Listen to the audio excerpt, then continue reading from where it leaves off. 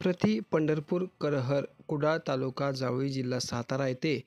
आषाढी एकादशी निमित्त सातारा जिल्हा व जावळी तालुका शिव आरोग्य सेनेच्या आणि शिवसेनेच्या वतीने मोफत आरोग्य शिबिर तपासणी करून औषध वाटप, मोफत डोळे तपासणी करून अल्प दरात चष्मे वाटप आणि मोफत मोतीबिंदू शस्त्रक्रिया शिबिर जावळी तालुका शिव आरोग्य सेनेचे तालुका समन्वयक प्रकाश गोळे यांच्या प्रमुख प्रयत्नातून संपन्न झाला। या शिबिरात शिव आरोग्य सेनेचे सातारा जिल्हा समन्वयक निमिष शहा, जिल्हा उपसमन्वयक रमेश चव्हाण यांची प्रमुख उपस्थितीमध्ये तसेच तालुका प्रमुख नितीन गोळे, बाळासाहेब चौगुले,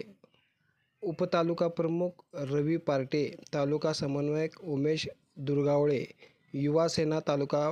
प्रमुख जीवन शिंदे, विभाग प्रमुख प्रकाश गोळे, विभाग प्रमुख नारायण पार्टे, तालुका संघटक के डी पवार, महिला उपतालुका संघटिका